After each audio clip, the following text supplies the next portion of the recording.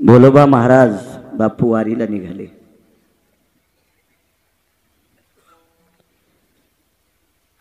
दोन चार महिन्यापासून आपल्या धर्मपत्नीला म्हणाले, कनका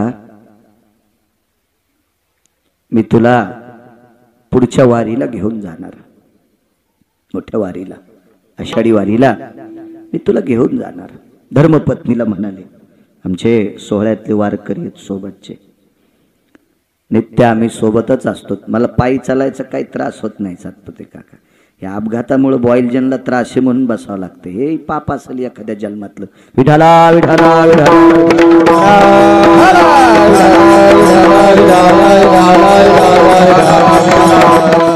निष्ठावंत महिन्याची वारकरी आहेत उत्तरेश्वर बापू आहे, दर महिन्याची वारकरी। 5-4 महिन्यापासून असा टकळा लागला होता की मालक या वारीला मला नेणार आहेत।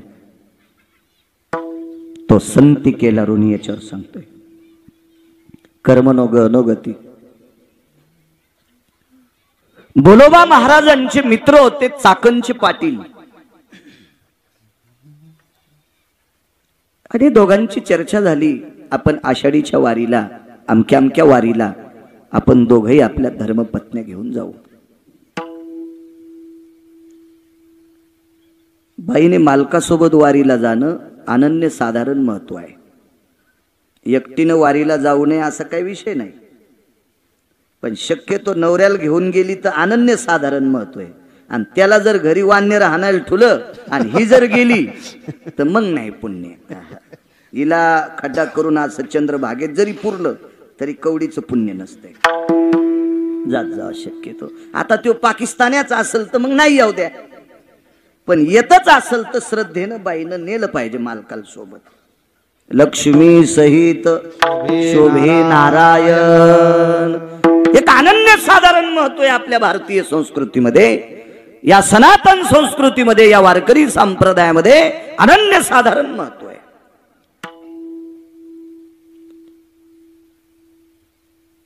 तीन दिवसानं निरोप आला, चाकणचे पाटील आजारी आहेत। चिठ्ठी आली, भोलोबा महाराज मी येऊ शकत नाही। तो संती केला ऋणी सांगते, काय कर्ज आहे देवावर संतांचं, शक्य नाही मला येणं, नाही भोलोबा महाराज येऊ शकत नाही। ठीक आहे, त्यांना असं वाटलं उद्या तरी बरं वाटेल, ते निष्ठावंत माणसं आहेत, ते काय असं थोडंफार दुखण्याला घरी थांबणारी माणसं नाहीत, ते निष्ठावंत लोक आहेत। भोलोबा महाराजाला वाटलं ज्या दिवशी निघायचं त्या दिवशी चाकणच्या पाटलाचा बदल होईल आणि निरोप येईल, मला घेण्यासाठी येतील ते, पण नाही। उद्या वारीला निघायचं, संध्याकाळी कनकाबाईला सांगितलं, कनका, नाव होतं कनकाबाई, कनक म्हणजे सोनं, कनक म्हणजे सोनं, काय नाव आहे गोड। पुराणातली नावं आपल्या मुलींची ठेवत जा, मुलांची नावं पुराणातली ठेवत जा, विद्वान माणसाला विचारून नावं ठेवत जा। जिला कवडीची अक्कल नाही त्या आंटीला विचारायचं, ते आमची आंटी नाव ठेवली, तिने तिसऱ्याच दिवशी सासूल फुकून दिलं, तिला काय लायकी नाव ठेवायची, इतकी अक्कल असती का तिला नाव ठेवण्याची? 4-2 वर्ग शिल्लक शिकली म्हणजे फार शहाणी असती का ती? विद्वानांना विचारून नाव ठेव जा। काय नाव आहे? कनकाई, कनका जी। चाकणचे पाटील आजारी आहेत ग जी, म्हणून द्रौपदाबाई येऊ शकत नाहीत, आणि त्या येणार होत्या म्हणून दोघी एकमेकीला बोलायला चालायला सोबत होतात, म्हणून मी तुला नेणार होतो, आता हे शक्य नाही ग जी मालक, जी जी। एक रस्व दीर्घ इतकी चूक नाही। इथं बसलेल्या कोण्याही माणसानं पत्नीला म्हणावं, मी तुला अमक्या अमक्या ठिकाणी नेणारे, महिन्यापासून बोलावं, आणि निघायच्या दिवशी सकाळी म्हणावं मी तुला नेत नाही। नाही जरी काही बोलली तर चेहरा मांजरानं टोकारल्यावानी होईल, वरखंडल्यावानी होईल, इतकं तरी होऊ शकते, इतकं तरी होऊ शकते। रस्व दीर्घ इतकं दुःख नाही, कारण मालकाला वारीला वाट लावायचंय, आपला चेहरा अप्रसन्न दाखवता काम नाही। जी मालक, जी जी जी जी। पिशवीतली चोळी काढली, पातळ काढलं, बऱ्यापैकी स्वतःच्या वस्तू होत्या, कुंखाचा करंडा होता, सगळं काढून घेतलं. मालक, 2-3 पिशव्या होत्या, त्या पिशव्यात काही इकडचं तिकडचं सामान होतं, मी सगळं काढून घेतलं. बरं बरं, काय हरकत नाही.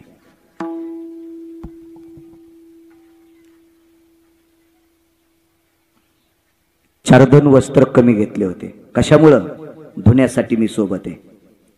मालकाचे धोत्र धुईन, निमस्ती धुईन. जिंच्या पॅन्टीवाल्यांना निमस्ती कळायची नाही, बनेन. मी बनेन धुईन, धोत्र धुईल, फेटा धुईल, उपरणं धुईल. त्याच्यामुळं कमी घेतले होते. पण पुन्हा एक पिशवी भरली. बोलोबा महाराज म्हणतात, कनकाजी, अगं तुझं सामान काढूनही एक पिशवी आगाव झाली. ऐका मालक, ही वारी पावसाळ्यातली आहे.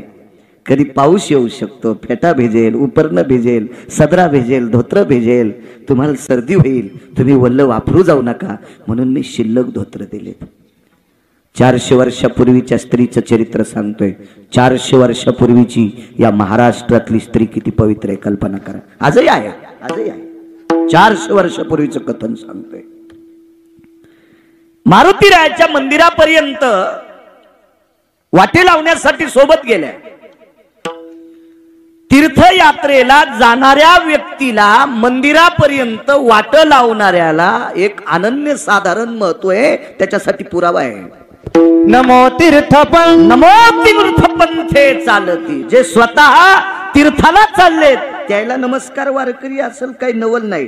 पण यात्रेला जाणाऱ्यांना जे बोलवायला गेले, वाट लावायला गेले, मालक म्हणतात त्याला पण नमस्कार. त्याशी नमो.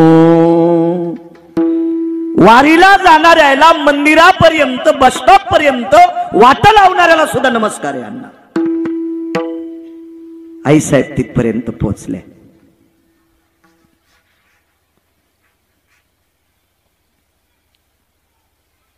सोबत कोणीतरी एक जण होत. हाताला स्पर्श केला आणि सांगितलं, बाळा, मालकाचं वय झाले,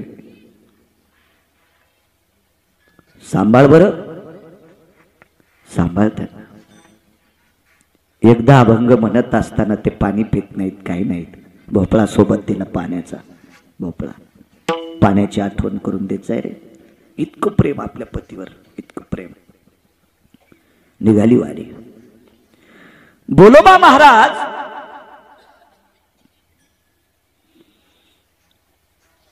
बऱ्याच दूर गेले असतील. घरी आल्या, आतमधलं दार लोटून घेतलं आणि खांबाला कवटाळलं. देवा, कुठल्या जन्मातलं पाप होतो आलं रे. मालकांसोबत वारीला जाण्याचा योग आलता रे परमेश्वरा. मालकासोबत वारीचा योग होता, पण वारीच्या प्रवासामध्ये मालकांची सेवा करण्याचा योग होता रे देवा. काय फुटक कपाळे रे, काय अभागी मी, मला जाता येत नाही. स्वतःचे डोळे पदराने पुसले, घराच्या कामाकरता लागल्या. त्याच्यावर 1 तासानं दारातून आवाज आला, कनकाबाई, कनकाबाई. एका बाईचा आवाज आला, बाईचा आवाज आला. लक्षात घेतलं कोण असेल. पाहिलं तर चाकणच्या पाटलीनबाई होत्या. चाकणच्या पाटलीनबाई. या नाही, सकाळीच निघायला पाहिजे होतं आपण, वेळ झालाय. आजचा मुक्काम आपल्याला सापडत नाही, तुम्हीच लवकर आटपा. कनकाबाईनं सांगितलं, तुमचे मालक आजारी आहेत असा निरोप. ते काही असू द्या, बरं वाटायला त्यांना आता. आता काही काळजी करू नका. ती कुठं ऐकते, त्यांना कुठं वारी सुटते, त्यांना वारीशिवाय करमत नाही. निघालेत ते. कनकाबाईनं पिशवी त्यांच्या बैलगाडीत टाकली. चाकणचे पाटील, चाकणच्या पाटलांच्या पत्नी आणि बोलोबा महाराजांच्या पत्नी कनकाबाई, जय जय रामकृष्ण हरी वारी निघाली. वारीचा एक मुक्काम यांच्या पाठीमाग. बोलोबा महाराज पुढच्या गावात, त्या अलीकडच्या गावात. पोचली दिंडी पंढरपूरला. पंढरपूरला दिंडी पोचल्याच्या नंतर चंद्रभागेमध्ये स्नान केलं. एकादशीचा दिवस आहे. मधले 1-2 दिवस भेट होऊ दिली नाही. एकादशीच्या दिवशीच. आणि स्नान आटपलं आणि चाकणचे पाटील आणि पाटलीनबाई म्हणतात, कनकाबाई एक काम करा, आता चला बरं आपल्याला नगर प्रदक्षिणा करायची.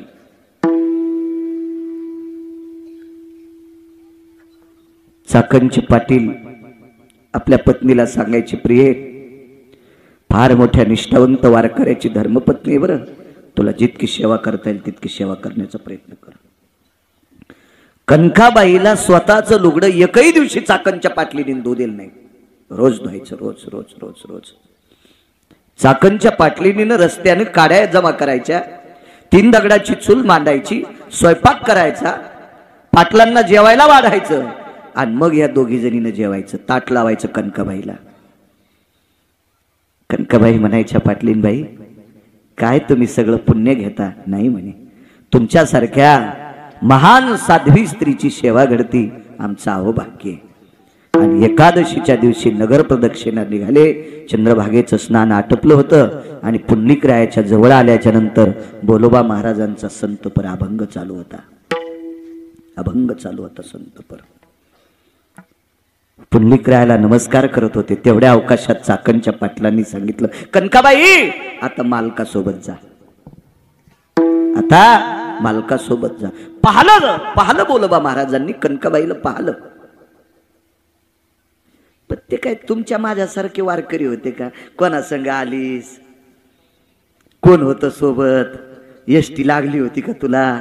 सीटवर जागा होती का? ते काय असं पांचट म्हणावं थोडाच होता त्यांना. हे तुम्ही आम्ही नुसतं पाहलं. आणि मालकाच्या पाठीमागं दिंडीमध्ये नगर प्रदक्षिणा आटपली, मठावर आले. शब्द नाही एकादशीच्या दिवशी, एक शब्द नाही, वाईट सुद्धा नाही. द्वादशीच्या दिवशी सकाळचं कीर्तन आटपलं, द्वादशी सुटली आणि बसले एकांतात. कनका जी कोणासोबत आलीस ग? तुम्हाला ऐकू जाण्यासाठी मी मोठ्याने बोलतोय. कनका कोणासोबत आलीस? चाकणचे पाटील आणि त्यांच्या पत्नी मला घ्यायला आलत्या. बर, कुठे आहेत ते? काही नाही, नगर प्रदक्षिणा करत असताना मला त्यांनी तुम्हाला दाखवलं आणि त्यांनी सांगितलं आता मालकासोबत जा, आम्ही आमची नगर प्रदक्षिणा करतो, तुम्ही मालकासोबत तुमच्या मठावर जा. बर, चाकणचे पाटील तुझ्या ओळखीचे? हो, आपल्याकडे बऱ्याच वेळेस पक्षाला जेवायला आलते, म्हणजे पित्राला. बऱ्याच वेळेस आपल्याकडे पितृतिथीच्या दिवशी जेवायला आलते. मी ओळखते त्यांना, मी स्वतः त्यांच्या भातावर तूप वाढलं, खिरीवर तूप वाढलं, मी ओळखते ना त्यांना. कनका अजूनही खरं सांग, तू कोणासोबत आलीस? ऐका ना मालक, मी कशी खोटं बोलणार तुम्हाला? नाही खोटं बोलत. चाकणचे पाटील आणि चाकणच्या पाटलीन होत्या. बोलोबा महाराजाच्या डोळ्यातून पाणी टपकलं. कनका चाकणच्या पाटलाचा कालच्या सप्तमीला 10वा झालाय. चाकणच्या पाटलाचा कालच्या सप्तमीला 10वा झालाय. ज्याचा कालच्या सप्तमीला 10वा होतोय तो तुला कसा आणतोय? ज्या बाईचा मालक कालच्या सप्तमीला मृत्यू पावतोय ती बाई वारील कशी? कनका वाटानं काय काय झालं? काही नाही मालक, मला एकही दिवशी लुगडं धुदेल नाही, चुली धुदेल नाही. बर, पुन्हा मला स्वयंपाक करू दिला नाही. पुन्हा रावटीत मी आणि चाकणच्या पाटलीन 2 जण झोपत होतो. पाटील रावटीच्या बाहेरच बसून असायचे.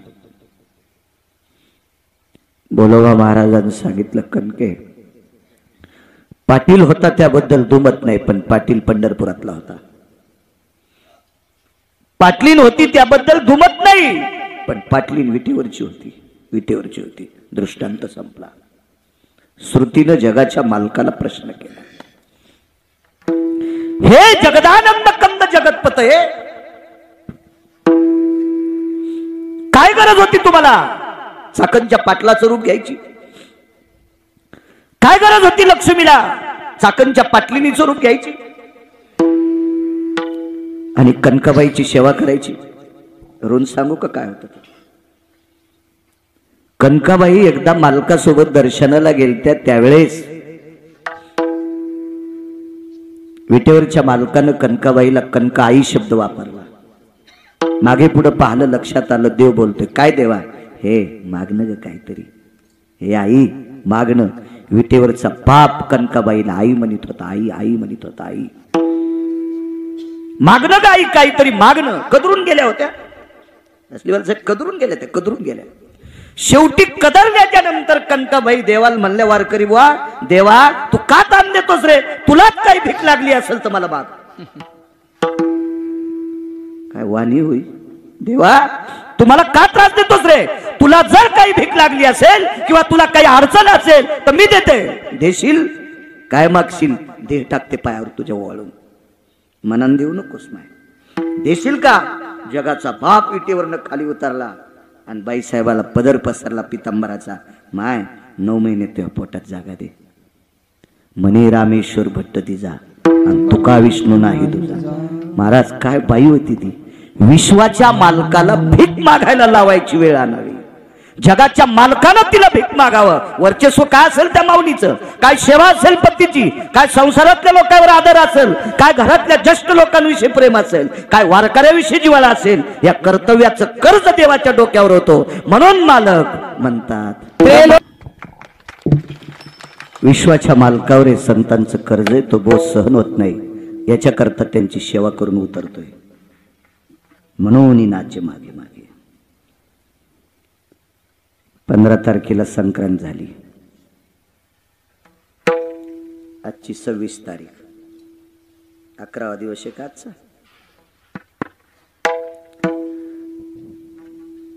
अशी एक संक्रांत.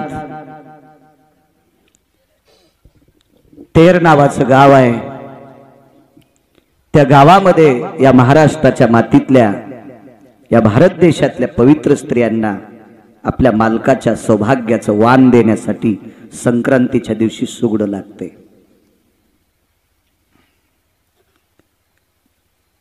एक अर्धा टक्का बायानं 5-6 वर्षापूर्वी कहर केलता शहाणपणा. काही बायानं चांदीचे बुटके केलते वाण द्यायला. मला एक भेटली, म्हणजे महाराज मी चांदीचेच सुगडे तयार केले. त्या बापाची जहागिरी आहे का म्हणजे? अशी मला नाही भेटली, मी एरी म्हणायलो. इतक्या रगीलाल कशाला भेटल ती? शास्त्र म्हणेल ते सांडावे, ते राज्यही तृण मानावे. पुराणाचा, शास्त्राचा, वेदाचा, ऋषीमुनींचा निर्णय टाळणं ही चूक असते. मातीचं गाडगं हे भारतीय संस्कृतीमध्ये पुराणाच्या प्रणालीनुसार अनन्यसाधारण महत्व आहे. बाबुरावांना 1000 एकर जरी जमीन असेल, दिजा काका 1000 एकर जमिनीवाला जरी मेला तर सोन्याच्या गुंडीत दिसतो नाही,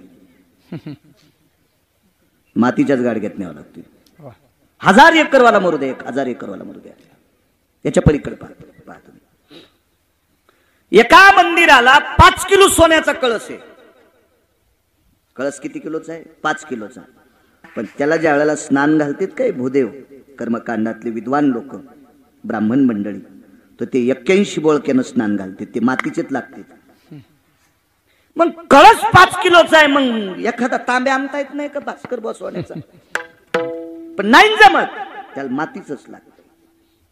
मी आता करत नाही. मागे मी जायचो 27 वर्षापूर्वी. कधी कधी वनाची वास्तू काही असेल तर कधी योग यायचा जाण्याचा, नुसतं पाहायचा योग यायचा. आपली काय लायकी एवढ्याले घर पाहायची? आपल्याला 5-6 पत्राचं घर आहे का नाही, कशाला आगावपणा. पण पाहण्याचा योग येत होता. 4.5 कोटीचं घर एका व्यक्तीचं, 4.5 कोटीचं घर.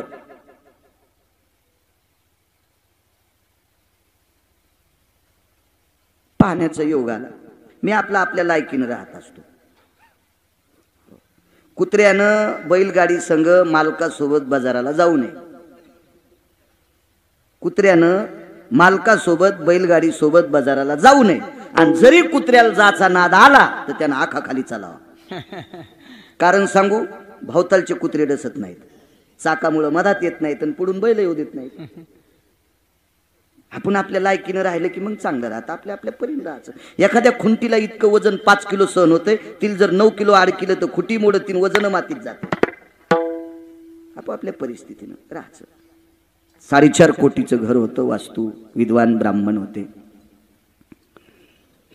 सुवाय सुवास्तु पुरुषा भयो मेद्यक्रधो जनोयम यत्पुराणस्य महति यायाम सुचः सर्वेषु भयेयम.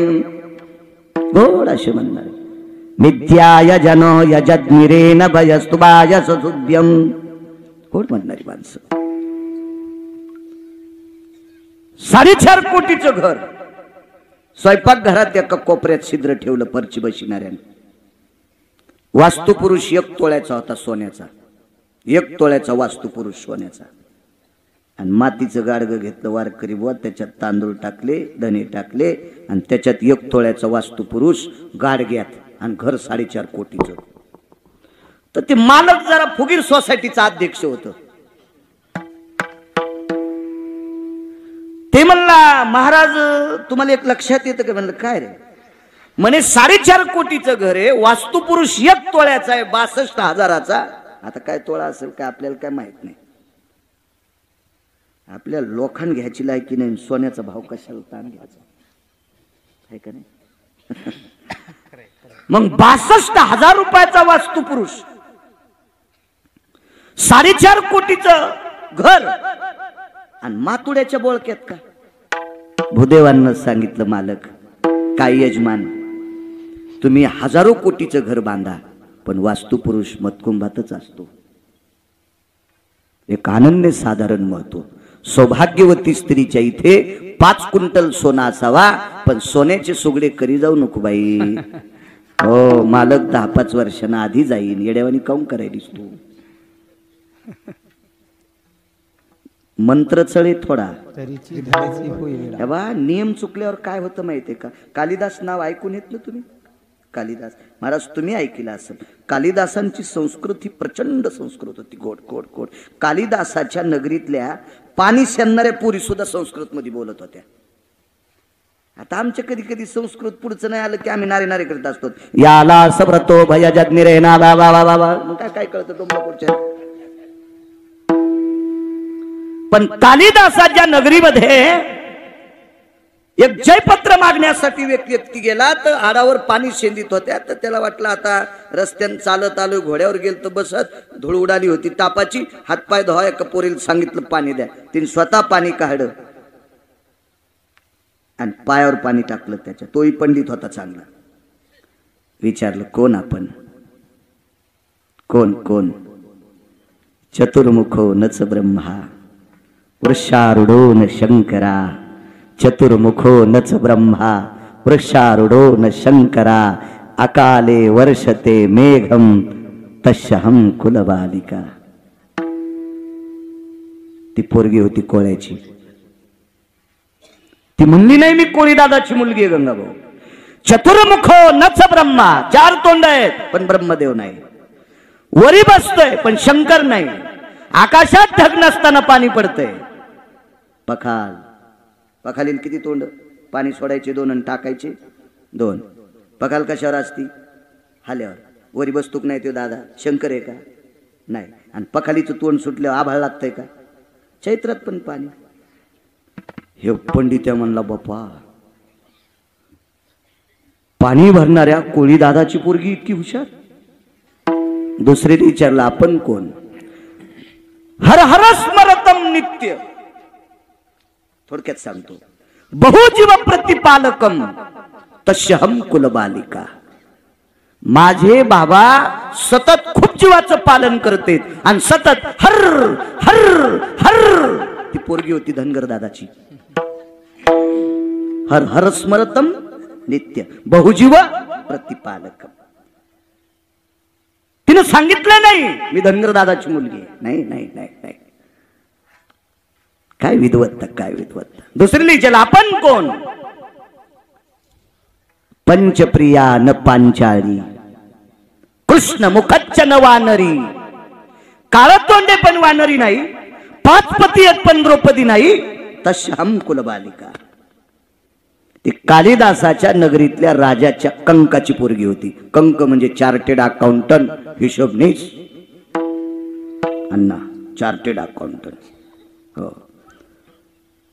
खात्याची ताळेबंदीसाठी लागतेच आपल्याला चार्टेड अकाउंटंट. शिये आपलं शिक्षण कमी पण फिरू माहीत झालं. हे मोठ्या लोकांकडे जाण्याचा योग येतो ना, त्याच्यामुळे हे कळत नाही. तर आपली कुठे लायकी होती इतकं कळायची.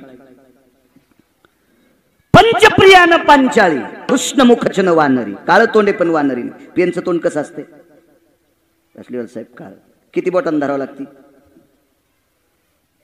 पंचप्रिया समंत 5 बोटाचा येतो ना. 5 पती आहेत पण द्रौपदी नाही.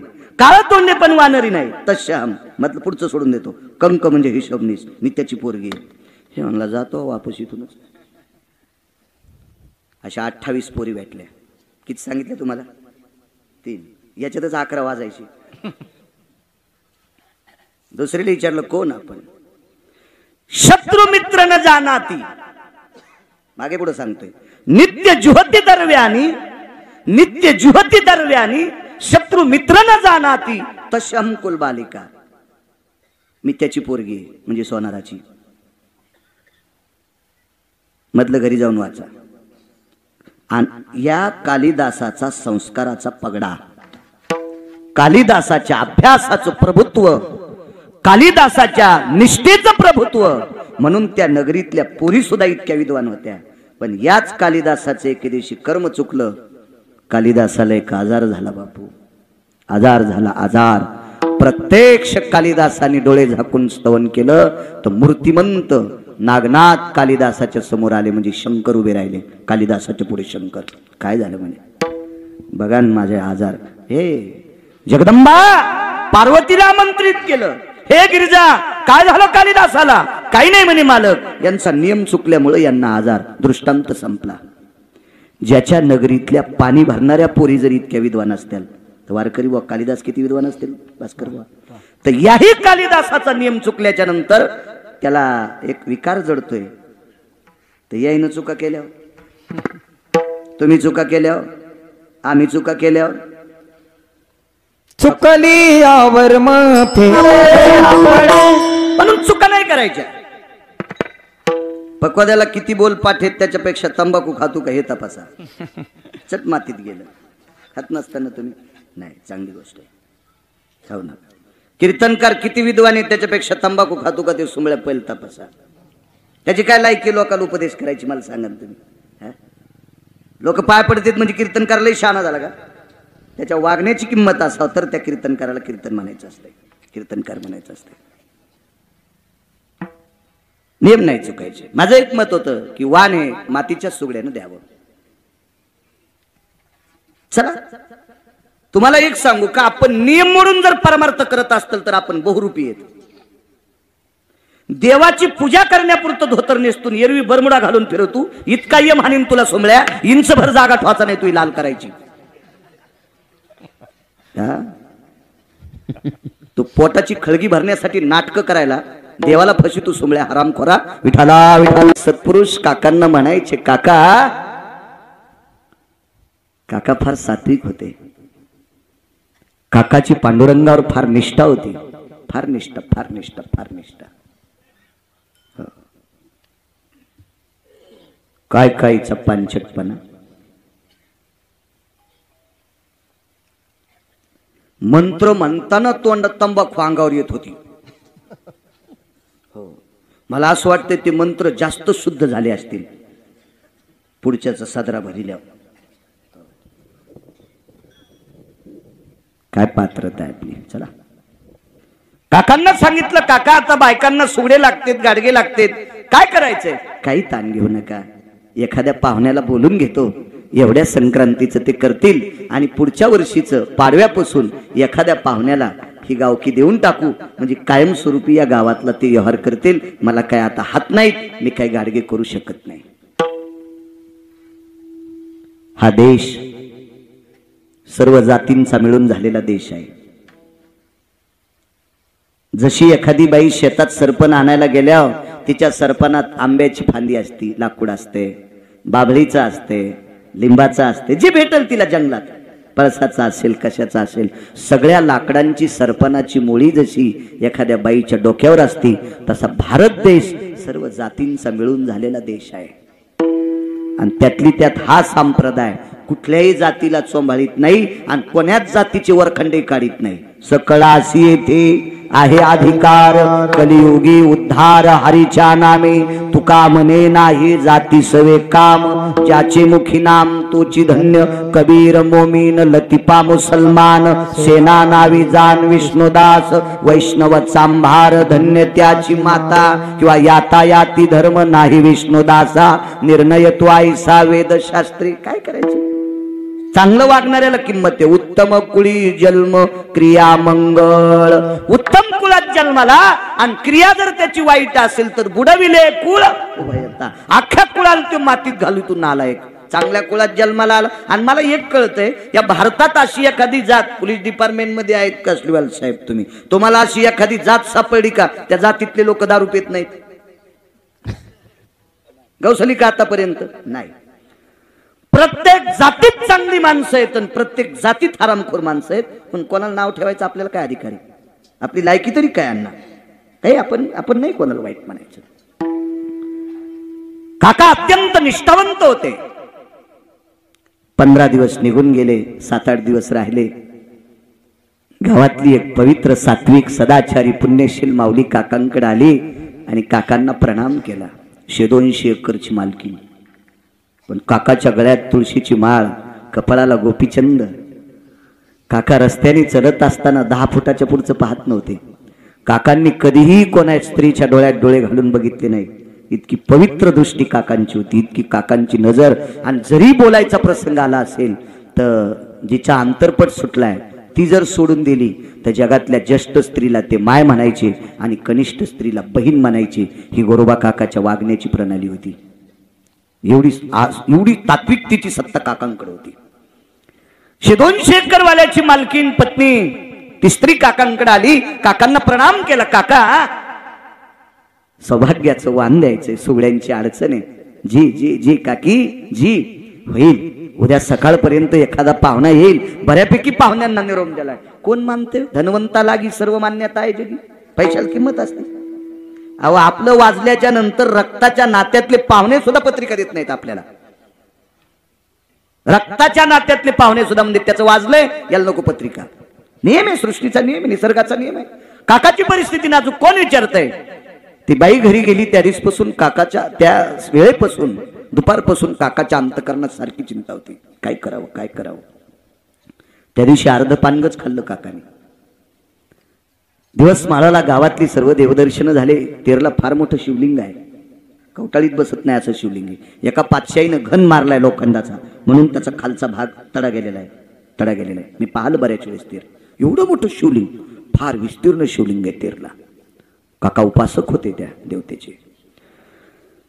काकाचा नित्यनेम आटपला संध्याकाळचा. तुळशीपाशी अंतरून टाकलं. काका बाहेर झोपत नव्हते, कारण संक्रांती थंडीच्या दिवसात असते. आणि त्या दिवशी काकांनी तुळशीच्या वरंड्यापाशी, वृंदावनापाशी अंतरून टाकलं आणि बराच वेळ भजन केलं. पंढरपुराकडे तोंड केलं आणि सहज काका देवाला म्हणायचे, देवा, ह्या गावानं मला फार चांगलं सांभाळले रे देवा. देवा, ह्या गावातल्या ह्या मातीची ताकद आहे रे, या भूमीची ताकद आहे देवा, म्हणून मी वारकरी आहे रे देवा. देवा, ह्या गावातल्या माणसांची मला मदत आहे म्हणून तुझं भजन करता येत रे देवा. देवा, या गावातल्या कोण्याही माणसानं मला अजून उपाशी राहू दिलं नाही रे देवा. देवा, एवढ्या मोठ्या गावातल्या सात्विक सदाचारी पुण्यशील मावल्या यांच्या सौभाग्याचं वाण देण्यासाठी मडक्याची अडचणी देवा. करणं रे देवा तेवढं काम. देणं रे देवा एखाद्या पाहुण्याच्या अंतकरणात सद्बुद्धी देणं रे देवा. एखादा पाहुणा पाठवून देणं रे देवा. देवा, जेवढी मिळकत होईल देवा तेवढी त्या पाहुण्याला देऊन टाकीन रे देवा. पण एखाद्या पाहुण्याच्या मनात जागा देणं रे देवा. आणि काका चिंतन करीत करीत, धावा करीत करीत अंथरुणावर डोकं टाकलं. काकाने गावातल्या मावल्यांनी पुरुषांनी केलेल्या प्रेमाचा जिव्हाळा म्हणून काका मध्यरात्रीपर्यंत रडत होते. काकाची उशी भिजली, डोळ्यातल्या आसवांनी उशी भिजली, डोळा लागला. काका सकाळी उठले. तो संती केला ऋणी, याच्यावर सांगतो ऋण ऋण, तो संती केला ऋणी. काय कर्ज आहे संतांचं देवाच्या डोक्यावर.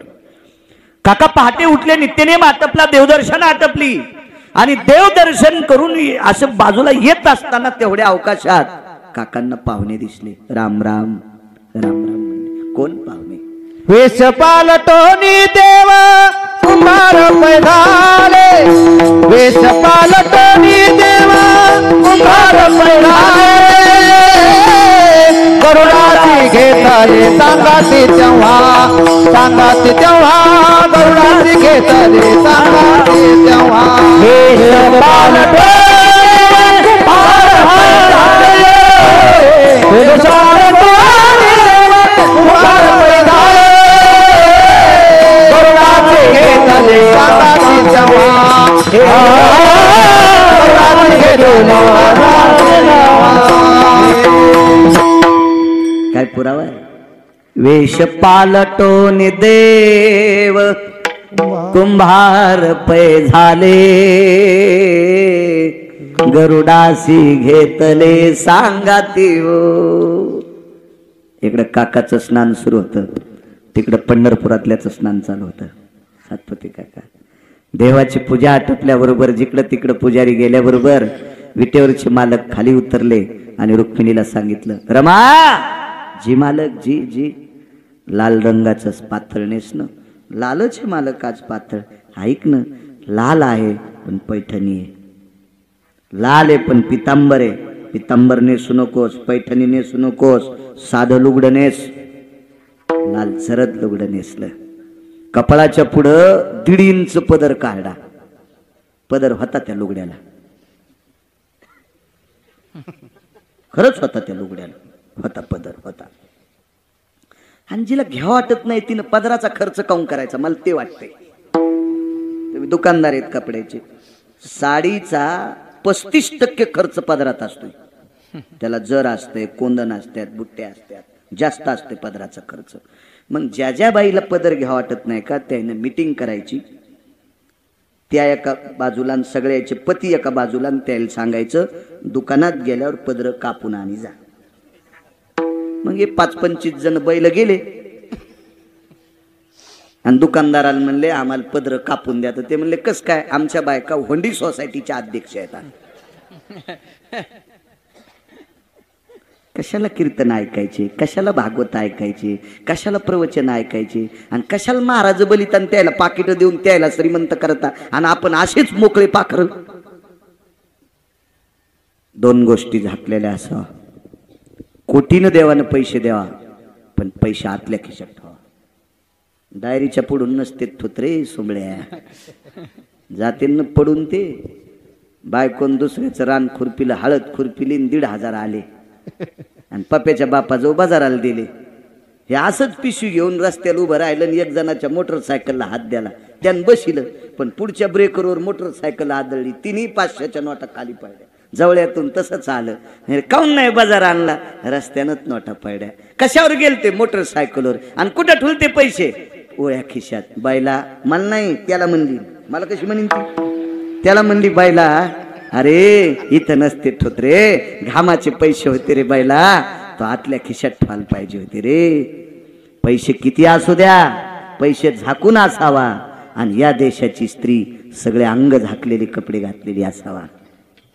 या पवित्र भारत देशाची स्त्री अंग भरून कपडे घातलेली असावा आणि पैसे 2 गोष्टी झाकलेल्या पाहिजे. किंमत असते त्याला, किंमत फार मोठं नाविन्य असतं. मस्तिष्कम कुलांगना हा पुराणात शब्द आला, फार मोठी ताकद आहे. श्रीमंत आहात तुम्ही, चला. लालबुंद पातळ आहे, कपाळाच्या पुढे 1.5 इंच पदर आहे, गोल कुंकू लावलेलं होतं. पंढरपुरातल्या मालकांनी सांगितलं कुंकू गोल जमणार नाही, मग आडवं. कसं करायचं कुंकू? आडवं. आईसाहेब म्हणल्या, देवा काय बोलता तुम्ही परमेश्वरा, मालक काय बोलता? एक तर मला पितांबर सोडायला लावला, पैठणी सोडायला लावली, बनारस सोडायला लावली आणि साधं पातळ नेसविलं, आणि मला आडवं कुंकू लावता. लक्ष्मी, मी तुला साधं पातळ नेसायला लावले, आडवं कुंकू लावायला लावले, मी कोण झालो पाहिलं? भगवंताचं गुडघ्याच्या खाली 4च बोट धोतर, साधी निमस्ती, साधा पटका, कपाळाला गोपीचंद, मग माझ्यासारखं राहावं लागेल ना तुला. हा, नवरा दुसऱ्याच्या उसात दारे धरायलाय, नवरा दुसऱ्याच्या उसात डुकरावानी दारे धरायलाय आणि तू किलोभर दागिने घालून फिरायली. इज्जत आहे का तुला? सांग ना. मर्यादा आहे का नाही? मर्यादा आहे, मर्यादा. दोन्ही गोष्टी सांभाळायच्या बरं का. बायका म्हणते मेला आमच्यावर बॉम्ब टाकतो, तर बायकोची परिस्थिती नाजूक झाल्यावर बी तुम्हालाही लाज वाटली पाहिजे. तुकोबरायचा पुरावा आहे. तुका म्हणे नाथ भाद तरी लाग स्वामी, तरी लाग स्वामी, तरी लाग स्वामी. तुका म्हणे तरी लाग स्वामी, तरी लाग स्वामी.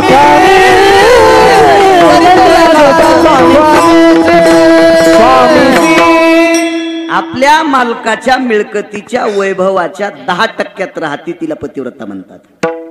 आपल्या मालकाच्या मिळकतीच्या पलीकड 500% पुढे राहती तिला अवदासा म्हणतात. असं पुराण सांगते, गिरगावचा बाळ्या नाही. असं पुराण सांगते, पुराण पुराण पुराण. काय परिस्थिती साधी, जगाचा बाप साधे कपडे, आईसाहेबां साधं पातळ. जवळ आले गरुडाला सांगितलं, गरुडा तुला गाढव व्हावं लागते. गरुड म्हणले काय देवा, अहो विश्वात माझ्यासारखी भरारी कोणाची नाही, मला गाढव. भगवान म्हणले गरुडा अरे मी कोणा करता होय म्हणतो तुला, अरे माझ्या काकांकरता गाढव व्हायचं, गाढव व्हायचे. मग तात्काळ गरुड गाढव झाले आणि गाढवाच्या पाठीवर पसारा टाकला आणि हे काकांना रामराम घातला. या पाहुणेराव या. काकाला कुठं माहिती पंढरपुरातला मालक आहे म्हणून? काकाला कुठं माहिती पंढरपुरातली मालकीने? काकाला काय कुठं माहिती गाढव गरुड आहे म्हणून? आल्याबरोबर काय गावातल्या बायका प्रसन्न झाल्या. तो संती केला ऋणी, याच्यावर सांगतोय तो संती केला. आपल्या अभंगाच्या कडव्यावर बोलतोय, कडव्यावर. अण्णा एवढं झाल्यावर मला सुट्टी द्या, सकाळी लांब जायचंय. नाही तर नियम होता 10 सोडायचा. अंकुश महाराज तो तिथंच म्हणून लागले मला. म्हणलं ताण घेऊ नका महाराज, करतो कीर्तन जास्त. काय मग काय मीटर जळायला आलंय भंगिरी मोबाईल इचकीत बसलेत ना बोंबले. त्याला झोप कळणं काय कळणं. मी तर संत चरित्र सांगायलो, काय वाईट करणारे देव आपलं कौरक बी हिचकायत लागले. त्याच्यापेक्षा तुम्ही आपण बरे आहेत ना. मालकाचं चिंतन ऐकण्याकरता बसले आणि मलाही संत चरित्र सांगण्याचा योग आला. किती पुण्य आहे आपलं, किती पुण्य, किती पुण्य. कामाला सुरुवात झाली. पंढरपुरातल्या मालकाने टिकावानी खोरं घेतलं, आईसाहेबांनी टोपलं घेतलं, गाढवाच्या पाठीवर लधानी टाकली, म्हणजे पोतं वरच्या भागान फाडलेलं. कळायची नाही लधानी जीनच्या पॅन्टीवाल्याला. काय कळणार आहे तुम्ही हल्लीच्या युगातले, काय कळत असतं का? वरून पोट्याचं पोट फाडून पाठीवर टाकलं, हा पडशीचा प्रकार असतो. आणि त्या टोपल्यानं माती खांदी पंढरपुरातल्या मालकानं. आईसाहेबांना टोपल्यात भरली, इकडच्या याच्या तिकडे गाढवा टाकली, गरुड माती घेऊन येत होता. पाणी आईसाहेबांनी आणलं. बायका किती नशिबान असते लो वारकरी. जी गाडग्याची माती पंढरपुरातल्या मालकाने खांदी, त्या मातीवर पंढरपुरातल्या मालकिनीनं पाणी टाकलंय. ही माती गरुडानं वाहिली, ही माती पंढरपुरातल्या मालकानं तुडिली आणि पंढरपुरातल्या मालकानं तयार केलेलं गाडगं ज्या बाईच्या हातात गेलं असेल ती बाई किती नशिबान असेल, काय पुण्यवान असेल ती बाई, काय पावन असेल ती बाई. गाडगे तयार झाले, आवा भाजला. काय नाही हो त्याला करताय. आवाज भाजल्याबरोबर बायकायची इतकी गर्दी, चला आपण सुगड्या आणायला जाऊ. आता काही 1-2% बायका असत्या. काही बायका जर बाजारात गेल्या माळव्याच्या साथीला किलोभर वांग्याचे पैसे देते आणि घरी आल्यावर 1.25 किलो भरत येत. हे किडकच आहे, लावा आगाव. याला नीट काट येत नाही, लावा आगाव. आता मग तिथं चौकस बुद्धी असती बायकांची, चौकस. एक बाई असं हाणू लागली गाडग. एकदा दोनदा हाणल्यावर टंगटंग वाजल्यावर घ्यावा ना, पण गर्दी झाली ती बाई करूच लागली असं. रुक्मिणी आई साहेबाला राग आला, म्हणले तुम्हाला कळतं का हो काकू, इतका वेळ घालीत असतेत का, गाडग चांगलंय. ते म्हणले ओ बाई वाजून इकडे घे. घेतलं दगडाव काय गाडग्याची मायवेली फुटायला. गाडग कोणी केलं तर अण्णा पंढरपुरातल्या मालकानं फेकलंय, कोणी जगाच्या मालकीने. आणि गाडग फुटत असतं वय त्र्यंबक रावते. बायन सांगितलं माय कुमार आगावची ग बाई. त्या कुमार दादाच्या बायकून गाडग दगडावर हाणलं बाई, फुटच न, त्याला काहीतरी येतंय. बाई बाई बाई बाई बाई बाई असा नाही पाहिला बाई कुमार दादा. असं असतं का बाई? दगडाव गाडग आणलं फुटलं नाही. जी गोष्ट तुम्हाला लवकर कळवायची का ती पेपरात टाकायची नाही, इकडं सांगायची. अहो आडगावातली दिल्लीत उद्या सकाळच्या खबर. हो होत्याचं नव्हतं नव्हत्याचं होतं. फट फट फट फट खबरी जात्यात लगे. अख्ख्या गावात चर्चा. गाडग हाणलं तरी फुटणं काय कुमार. एक जण म्हणला अरे मला पहिल्यापासूनच माहित होतं, मला जरा आगावच कुंभार दिसत आहे. पाय चौकशी करणारी चौनी. मग आगावच होतं ना ते कुंभार. ते पंढरपुरातला मालक म्हणजे आगाव नाही होय, तो का साधा आहे का? एक जण म्हणला काय झालं? काय सांगायचं तुम्हाला, त्या कुंभाराचं गाढव लोळतच नाही. 5 दिवस झालं पाहलो, म्हणला गाढव लोळतच नाही. भगवान म्हणले गरुडा लोळणं रे लोळणं लोळणं, तुझ्यामुळं मह्यावर शंका घ्यालेत लोक. लोळणं लोळणं. तर गरुड म्हणला देवा मी गोरोबा काका करता गाढव झालो, पण मी खरं गाढव नाही ना, मी कसा लोळन? तर भगवान म्हणले गाढ व्हायला समाधान होण्यासाठी लोळ.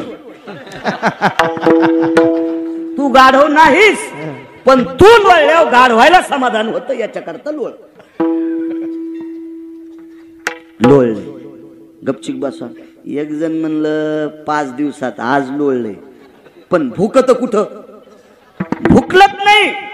भगवान म्हणले भुकणं. म्हणले देवा मी कसं? अरे भूक बापा, जसं गाढव भुकतय तसं भूक. तू भुकला की भुकणारे बंद होते, म्हणून भुकावं लागते. गरुडाई भुकले. पाडव्या पस्तूर राहिले भगवान. चंदी जमा करावं लागेल, पेंढ्या जमा करावं लागतील. आणि मग त्या 5-5 पेंढ्या असायच्या पेंढ्या. आणि मग एक जण असंच जरा फुगीर सोसायटीचा अध्यक्ष होतं, सप्त्याला पट्टी देत नव्हतं काय नव्हतं. आणि ते भेटलं, मालक तुमच्या पेंढ्या राहिल्या. जाय ना, काय न्यायच्यात नाही. पहा किती आडसूड. भगवान म्हणले गरुडा चल याच्या पेंढ्या. किती नेऊ मालक? जितक्या उचला त्या तितक्या. नाही 5च नेतो ना. काय येडपटवानी बोलायला अरे तुरच. जितक्या उचला त्या तितक्या घेऊन जाय. मग गरुडाला नेलं. गरुडाला सांगितलं आता गाढवपणा सोडून दे आणि आता गरुड होय. आणि त्याची 150 एकर मध्ये ज्वारी होती, तेव्हा लय ज्वारी पिरीत होते माणसं. गरुडाला सांगितलं इकडच्या 75 एकर मध्ये जितक्या सुड्या आहेत, भवरी म्हणत होते, भवर सुडी हो, जितक्या असतील तितक्या ह्या पाखावर घे आणि इकडच्या ह्या पाखावर घे. आणि चढ गोरोबा काकाच्या घरी आणल्या. मोळड्या ज्वारी मळली, टाकून दिली, वळही लावली. आणि 2-4 दिवसाली येड्याला गेलं तर तांगड्यान बोंबलत होतं. आता न हाणलं पण पाय तोंडावर हानीत होतं. ज्वारीच कुठं गेली? गडी म्हणला तुम्हीच म्हणलात कुमार दादाला जितकं उचलन तितकं नाही. मग इतकं बैलगाड्या. कशाची बैलगाडी? म्हणे गाड होसले ताकदवान होतं, त्यानं चटत नेलं. चट नेलं म्हणे त्या गाढवान, सगळं नेलं. पाडवा संपला. सातपुते काका. आळंदीतल्या मालकाला कल्पना मिळाली जगाचा बाप तेरलाय. जगाचा बाप तेरलाय. आळंदीतले मालक तेरला आले. काकाने पाहिल्याबरोबर काकाने लोटांगण घातलं. हालात ज्ञानोबर आहे? हो म्हणे आलो. काका हाताची परिस्थिती अशी आहे, गाडगे कोण तयार केले? ज्ञानोबर आहे. मालकाच्या कृपेने एका पाहुण्याच्या अंतःकरणात भाव जागा झाला आणि ते पाहुणे आले. आता मागच असतील परसात. वळहीला काट्या लावू लागला तो पाहुणा. काट्या लावू लागला वळहीला. ज्ञानोबराय म्हणतात काका बघा बरं पाहुणा पाठीमागा आहे का? तर पाहुणा नाही, गाढव नाही, पाहुणी नाही. ज्ञानोबरायने सांगितलं काका तो पाहुणा नव्हता, जगाचा बाप कुंभार झालता. जगाची मालकीन कुंभारीन काकू झाली आणि गरुड गाढव झाला. काका धाय धाय रडू लागले. ज्ञानोबरायने सांगितलं काका का रडता? तुम्ही केलेल्या भक्तीचं कर्ज उतरण्यासाठी तुम्ही केलेल्या सात्विक भक्तीचं कर्ज उतरण्यासाठी तुमच्या इथं कुंभाराच्या रूपात काम केलं. मनोनी नाचे मागे मागे नाचे मागे मागे मनोनी नाचे मागे मागे अंगे वार जाता वाहे अंगे वार जाता वाहे अंगे वार जाता वाहे अंगे वार जाता वाहे अंगे वार जाता वाहे अंगे वार हो मनोनी नाचे मागे मागे मनोनी नाचे मागे मागे मागे मागे मनोनी नाचे मागे वाहे अंगे भारताचा वाहे अंगे भारताचा मनोनी नाचे मागे मागे मनोनी नाचे मागे मागे हो वाहे भारताचा वाहे अंगे भारताचा मनोनी नाचे मागे मागे मनोनी नाचे मागे मागे. किती उदाहरणं सांगता येतील संतांची. नरहरी महाराजाला 14 किलो सोन्याचे दागिने 3 दिवसात करायचे. जगाचा बाप पितांबर जळूस तर लढी तापवायला होता. पितांबर जळूस तर लढी तापल्या, हात भाजले. लगड म्हणजे सोन्याची असती, लढ सोन्याची. म्हणून नाचे मागे मागे वाटेल ती कामं. मोठ्या श्रद्धेने चालत असलेला भगवान ओंकारनाथाचा हा सोहळा, धारेच्या देवांचा सोहळा. दिव्य मंदिर, बऱ्यापैकी मंदिराच्या समोर फेवर ब्लॉक झालेले कट्टू वगैरे बऱ्यापैकी निधी आहे. सुंदरसा आदरणीय विद्यमान आमदार साहेबांच्या प्रयत्नातून बऱ्यापैकी निधी 1,70,00,000चा निधी आलेला आहे. तिकडे रंजबाच्या दर्गात सुद्धा बऱ्यापैकी कामाचं व्यवस्थापन आहे. अण्णांचे पुतणे त्यांच्या प्रयत्नातून मंदिराची खूप मोठी सुंदरशी कामं. गावात असे काही सात्विक फिरे जन्माला आले पाहिजे की त्यांनी आपल्या धर्माचा उंच नेण्याचं काम करायचं. जेवढा विकास करता येईल गावाचा तेवढा करण्याचा प्रयत्न करत जावा. बैठकीत ऐकायला भेटलं बऱ्यापैकी छानसा निधी आणून खूप मोठा मंदिराचा परिसर सुशोभित करण्याचं काम अण्णांचे पुतणे आदी करून केलेलं आहे. अण्णांचं घर तसं सात्विक. अण्णा स्वतः वैयक्तिक वारकरी आहेत. मी जाता असेल काही नवल नाही. मृदंगाचारी वारीला जाता असेल दादा काही नवल नाही. मी वारीला जातो नवल नाही. गुणीजन वारीला जातात काही नवल नाही. ही आम जनता वारीला जाते याच्यात नवल आहे. दरवर्षी अण्णा वारीला भेटत